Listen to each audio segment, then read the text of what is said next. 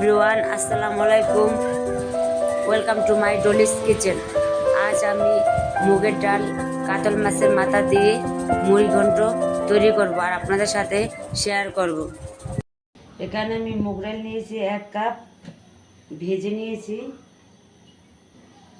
আর ধুয়ে নিয়েছি।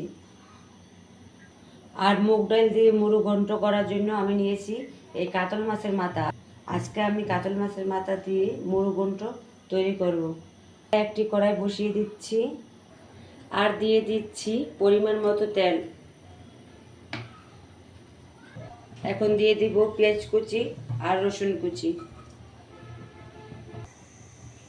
আর দিয়ে দিব 4-5টা কাঁচামরিচ। এখন একটু নেড়ে চেড়ে দিচ্ছি আর পেঁয়াজটাকে ভেজে নিচ্ছি।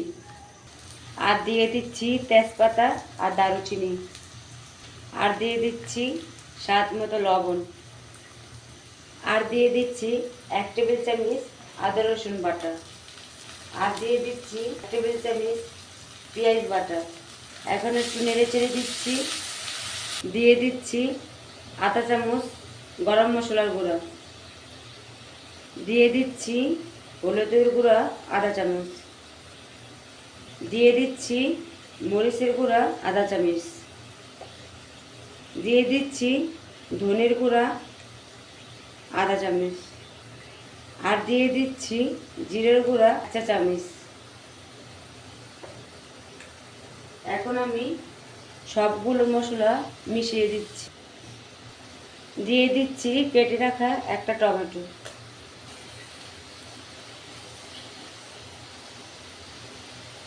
এখন দিয়ে দিচ্ছি কষানোর জন্য অল্প একটু পানি।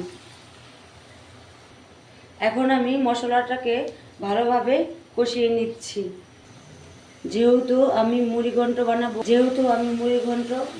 সেহেতু আমি মশলাটাকে 2-3 মিনিট ভালোভাবে কষিয়ে নিব। দেখুন আমার কষানো হয়ে গেছে। এখন আমি দিয়ে দিচ্ছি কাতল মাছের মাথা। এই মাথাটাকে আমি ভালোভাবে কষিয়ে নিচ্ছি। দেখুন আমার কাতল মাছের মাথাটা কষানো হয়ে গেছে। এখন আমি চুলা থেকে নামিয়ে ফেলব। এখন আমি দিয়ে দিচ্ছি মুগ ডাল। এখন আমি মুগ ডালটাকে ভালোভাবে কষিয়ে নেব মশলা, আর একটা ঢাকনা দিয়ে ঢেকে দিচ্ছি। দেখুন আমার মুগ ডালটা কষানো হয়ে গেছে। এখন আমি ঢাকনা উঠিয়ে দিব আর একটু নেড়ে চেড়ে দিচ্ছি। এখন দিয়ে দিচ্ছি পানি।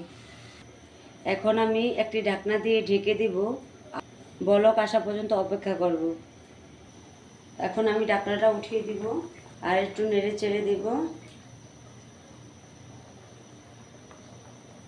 এখন আমি মাছের মাথাটা দিয়ে দিচ্ছি আর নেড়ে চেড়ে দিচ্ছি। এখন আমি ঢাকনা দিয়ে ঢেকে দিচ্ছি আর 7-8 মিনিট রান্না করে নেব। এখন আমি ঢাকনাটা উঠিয়ে দিচ্ছি। এখন আমি নেড়ে চেড়ে দিচ্ছি। দেখুন আমার ডালটা প্রায় হয়ে গেছে। এখন আমি সবশেষে দিয়ে দিচ্ছি 1/2 চা চামচ গরম মশলার গুঁড়া, জিরার গুঁড়া 1/2 চা চামচ। এখন আমি নেড়ে চেড়ে দিচ্ছি। আমি 2-3 মিনিট আরও রান্না করে নিব। আবারও ঢাকনা দিয়ে ঢেকে দিচ্ছি।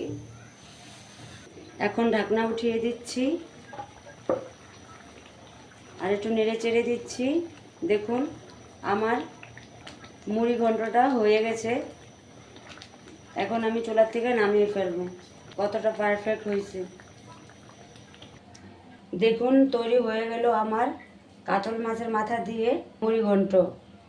যাই হোক, দেখুন আমার রেসিপিটা আপনাদের কেমন লাগলো তা অবশ্যই কমেন্ট করে আমাকে জানিয়ে দিবেন।